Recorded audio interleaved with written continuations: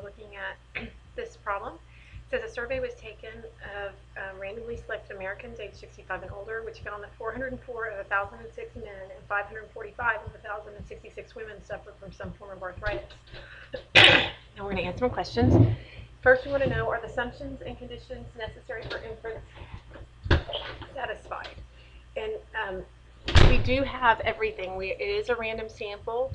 1,006 and 1,066 are definitely less than 10% of the population of all men and women. Since they are men and women, they are independent, and there are at least 10 successes, because unfortunately having arthritis is success, but 404 successes means there's like 602 failures, and then 544 successes is 600 and something or 500 and something failures. So you definitely have at least 10 successes and failures in each group.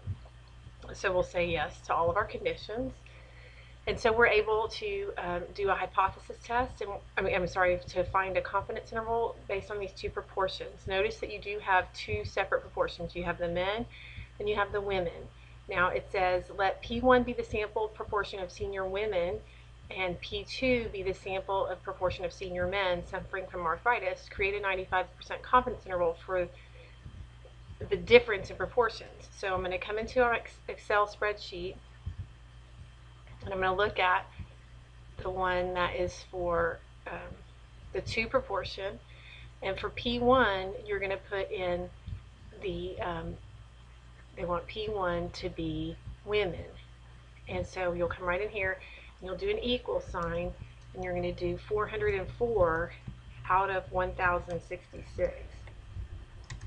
Or 1,000, oh sorry, now I'm doing the wrong one. It's the women, so 545 out of 1,066, all right? And so then for N1, you do the 1,066, and for P2, that's the men, so that's going to be the equal sign, and then 404 out of 1,006. And then down on the sample size for the men, you're going to do 1,006. And then they want a 95% confidence interval, so we should be good to go. These numbers right here are a confidence interval for the difference, 0.067 to 0.152. So they want it in rounded to 2 decimal places. So 0.067 to 0.152.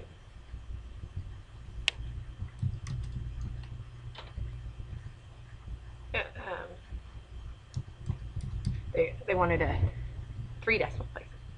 Okay, so let's check our answer. Okay, good job.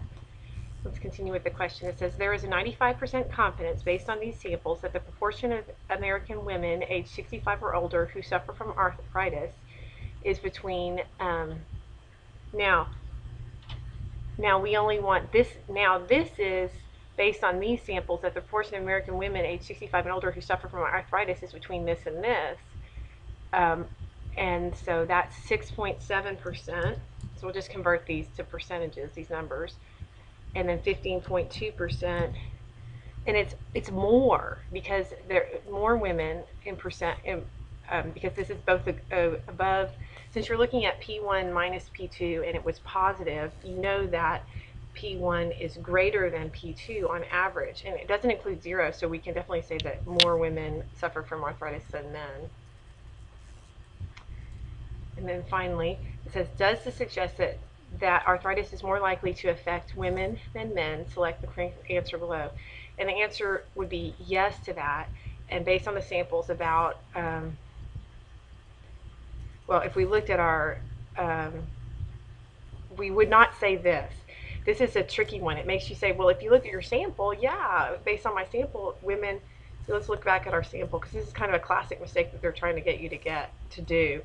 If you just look at your sample and you don't really understand what we're talking about, women was 0.51, men was 0.40. So yeah, women are more than men, but that's not how we make the decision. We have to look at the confidence interval and see that the confidence interval does not contain 0.